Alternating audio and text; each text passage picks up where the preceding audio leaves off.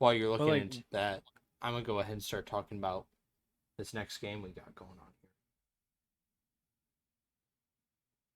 all right, let's hear here. it. So you predicted this game, right? 34-13 49ers. I predicted 27-24 Bucks. The game ended up being 27-14 49ers. So you got this one right. I got it wrong. I'll admit it. I'll admit it. When I'm wrong, Yeah, I'm fuck wrong. the Bucks. Hey, fuck you, bro. Baker Mayfield's trash ass. Hey, bro. You're right, I but hate Baker Mayfield, dude. I don't know. I hate him. I don't know why I hate him so much. I I can't explain it to you if you ask me. you know, Rashad White didn't have himself a great day.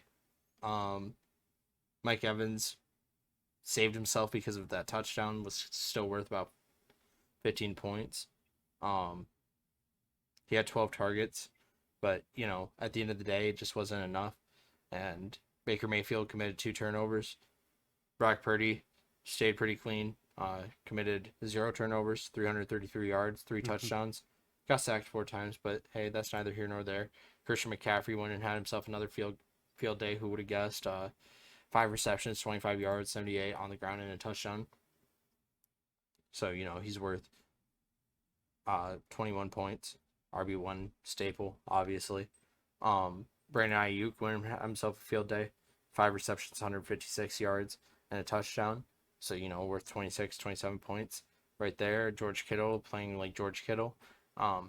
This game, this is kind of what we were expecting. I predicted the Buccaneers won it because they needed the win, and San Francisco was coming off a cold streak. But it seems like San Francisco's gone back on the pony, and they are playing to win. Uh, this was a game that was really big for them as well because if Seattle won against the Rams, then this could have been a completely different story of how this division setting, and Hmm. there's still a chance that San Francisco falls into that wild card spot, because they are 7-3, and they still got 2 dates with the Seahawks. They're going Right. to Seattle this upcoming week. Um, they got Thursday night football, Thanksgiving night against the Seahawks. Then they got the Eagles. Then they got the Seahawks again. They got the Cards, then the Ravens, Hmm. then the Commanders, then the Rams. So they have like 4 really tough games coming up.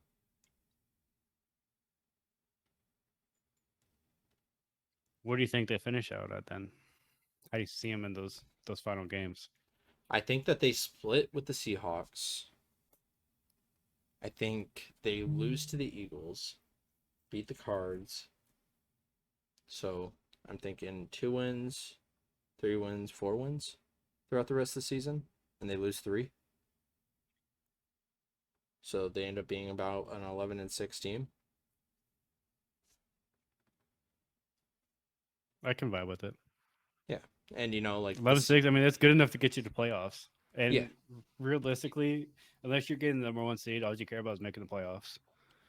and You we'll know, circle back into this a little bit later, but the Seahawks, like, I think that they have just about as tough of a time, but I think that those 2 games really decide it. If the Seahawks go and win both those games, then they own the tiebreaker in the division, and I think that they're in a very similar position with playing tough teams late in the season.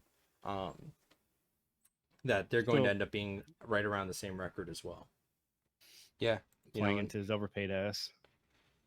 yeah, I think the Bucs would be the best fit. But I don't think there's much more to circle on that game. Bucs did Buck things, 49ers did 49er things.